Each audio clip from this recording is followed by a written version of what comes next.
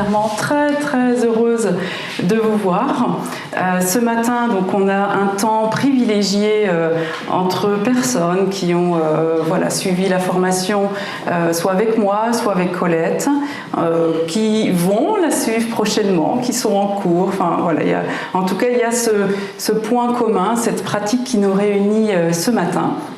Et donc je suis vraiment ravie en tout cas de passer ce temps avec vous. Je ferai une petite intro, ce que j'ai commencé. Ensuite il y a Caroline Raffaelli, qui est aussi praticienne, qui animera un petit atelier. Puis ensuite on aura un temps d'échange, de partage. Et puis cet après-midi, vous savez, on va élargir, puisque vous voyez, il y a plus de chaises que de participantes ce matin, et la salle va se remplir, puisque c'est complet cet après-midi pour aborder le sujet de la quête de sens. Et donc j'ai aussi invité 2 intervenantes, Marie-Agnès Tessier et puis Anne-Laure Nouvion, pour aborder ce sujet. Donc l'idée de cette journée, en tout cas, c'était à la fois de vous réunir pour fêter cet événement, et puis en même temps d'ouvrir au public avec un sujet, je crois, très d'actualité sur cette quête de sens. Donc le 30 avril 1997 est née la numérologie créative de sa créatrice Colette Le Floch. Et donc merci beaucoup Colette d'être là aujourd'hui, vraiment sincèrement. D'autant plus que beaucoup de personnes ici ont été formées par moi, et c'est une question, une demande très fréquente, de te rencontrer. Donc c'était l'opportunité aujourd'hui, et donc merci beaucoup. J'ai jamais imaginé que je suis cette morte. Non, personne n'a imaginé que tu puisses être morte. Et puis je crois que l'approche, et je crois en reparler, est tellement vivante de toute façon que à un moment donné on rentre peut-être dans quelque chose de l'ordre de l'immortalité, l'éternité. Exactement. Donc merci infiniment. Et puis quelques personnes aussi parmi vous ont été aussi formées par Colette. Donc ça me fait aussi très très plaisir. Je pense à Véronique, à Delphine, à Michael, que je rencontre en même temps. Donc c'est très chouette, un peu comme des traces aussi de tout ce parcours.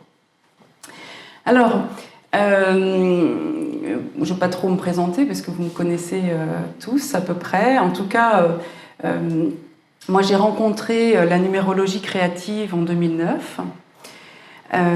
Comme beaucoup, pour ne pas dire tout le monde j'imagine, mais en tout cas beaucoup, ça m'a énormément apporté.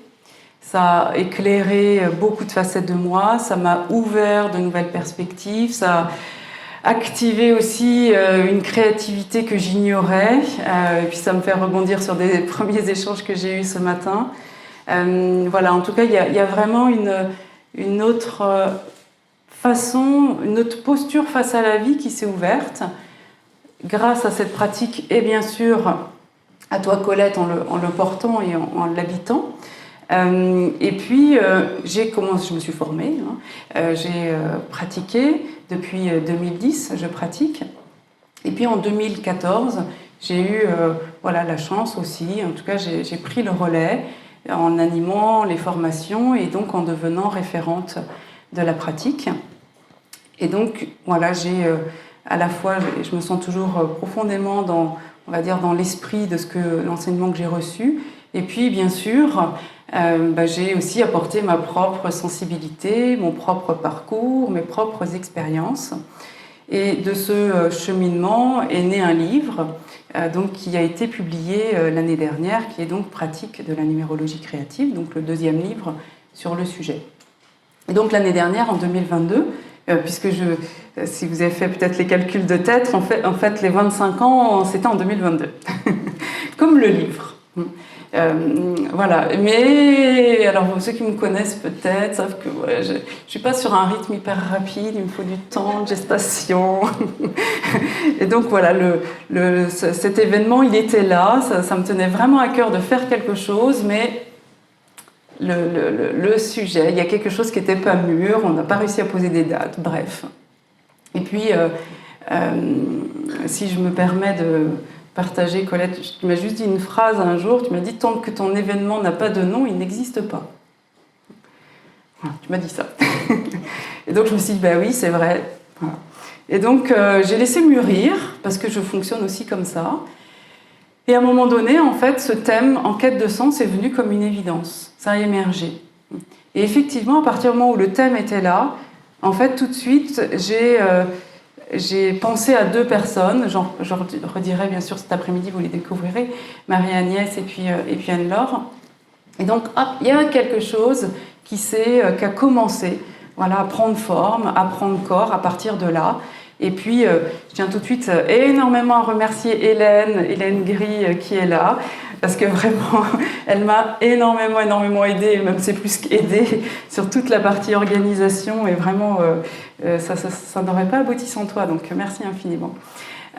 Et donc, voilà, on est là aujourd'hui, et puis, voilà, la salle, voilà, tous les billets ont été vendus pour cet après-midi, donc voilà, c'est parfait. Donc, en tout cas, si je reviens sur ce parcours, ce livre donc, est né l'année dernière, est publié l'année dernière, et le but de ce livre, en fait, c'est de continuer à diffuser cette pratique.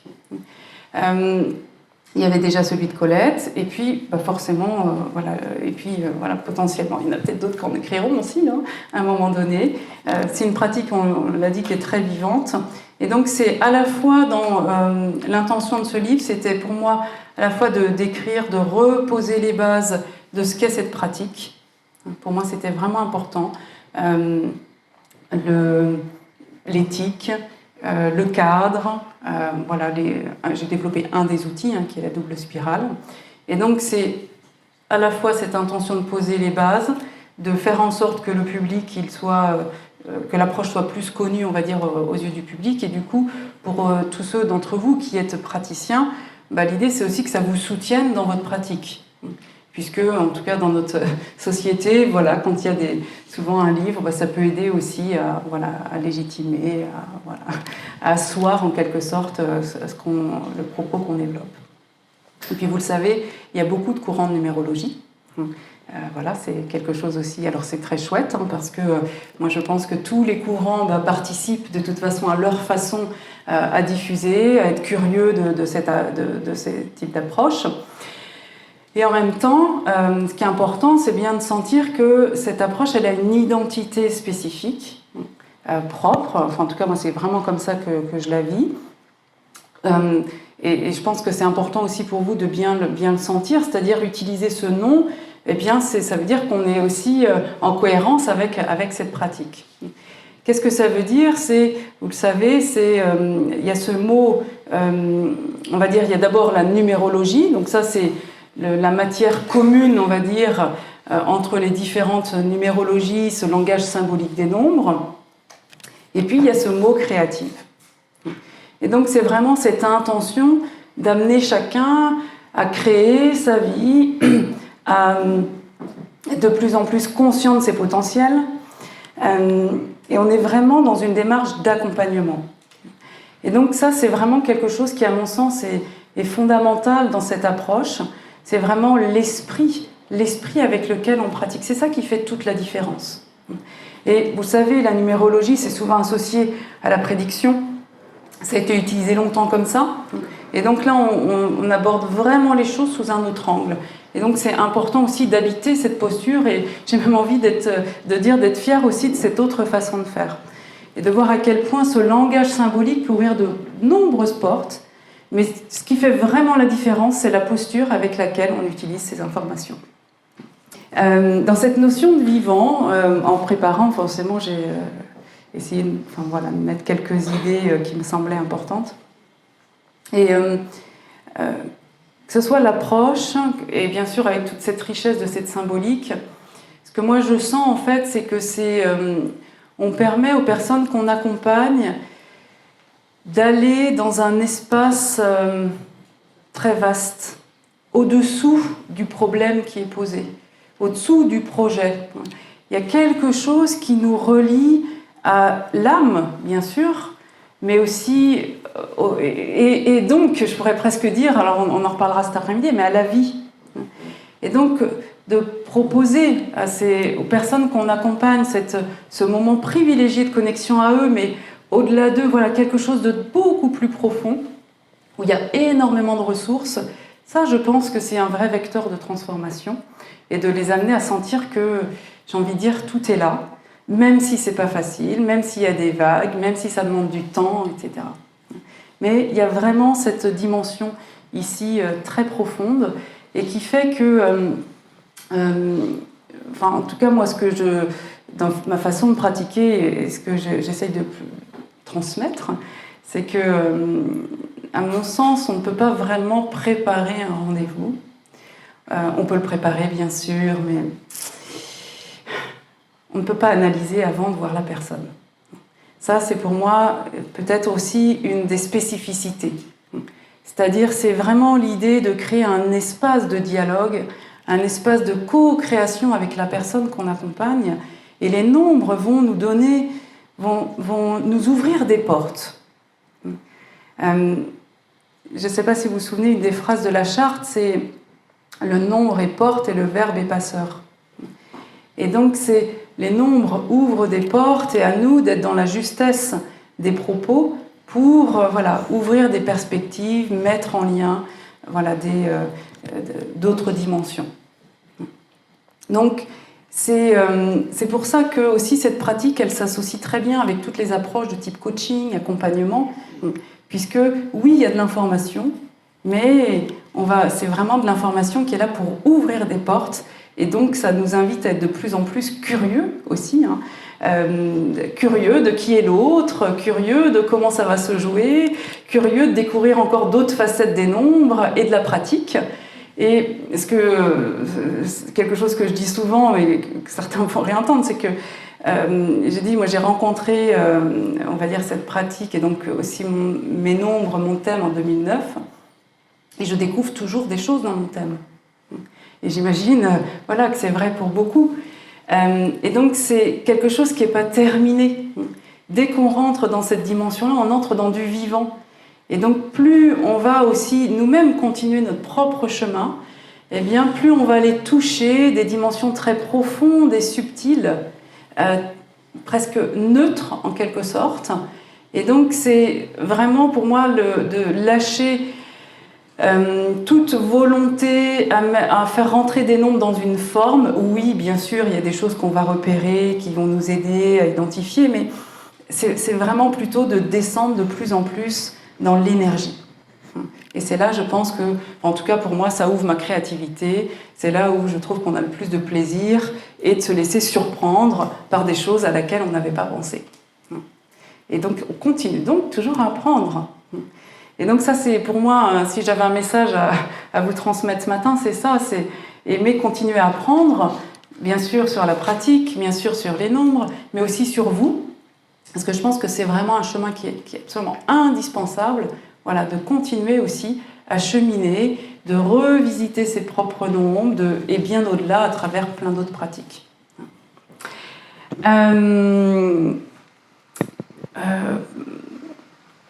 Oui, c'est une approche expérientielle, donc on ne peut pas être que dans la tête, en quelque sorte. Vraiment d'intégrer toutes ces intelligences qui nous rendent, encore une fois, plus cohérents, et puis notre chemin va petit à petit se dessiner. Et puis accepter vraiment, je pense que ça demande du temps. Comme toute pratique, bien sûr, il y a vraiment ce temps d'intégration. Puis moi, je me rends compte, j'ai l'impression d'être au tout début du chemin. Et j'aime en même temps. Mais des fois, je me dis, oh là là. Donc comment être de plus en plus à l'aise avec le fait de ne pas tout savoir, voire de ne pas savoir beaucoup de choses, etc. Et de continuer, ça me semble vraiment ici fondamental.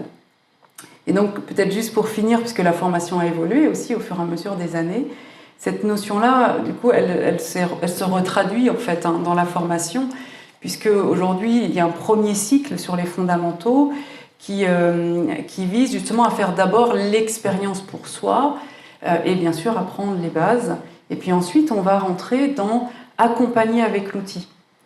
Donc, on est vraiment aussi de bien voir que c'est deux choses différentes, mais qui sont intimement liées. Il s'agit de continuer à travailler sur les deux. Et puis bien sûr, l'approfondissement ensuite dans le cycle 3 avec le cycle d'accomplissement qui est un autre outil. Ce sur quoi je vais terminer par rapport à cette petite introduction, c'est à la fois de voir à quel point il y a ce commun qui nous réunit, cette approche, ces outils, ces modèles, et puis même si là je pointe l'importance de la posture, dans le mot créative, ça vous invite chacun vraiment aussi à habiter cette pratique à votre façon. L'idée, c'est surtout pas de pratiquer tous pareil, mais bien plus de vous l'approprier, d'y mettre votre touche, de continuer aussi ce chemin, parce que la numérologie créative est vivante grâce à vous aussi, parce que chacun va aussi l'emmener dans des environnements différents à sa façon. Et donc vraiment merci à chacun vraiment pour ça. Il y a déjà des choses qui se font et qui vont se faire. Il y a par exemple des salons, je pense à Evelyne et Claire à Rennes. Sylvie, je peux dire, mais même si on en a juste parlé, mais Sylvie est traductrice en langue des signes. Interprète en langue des signes, donc il y aura des vidéos, des choses aussi à destination du public sourd, malentendant. Donc il y a des choses et c'est que le début.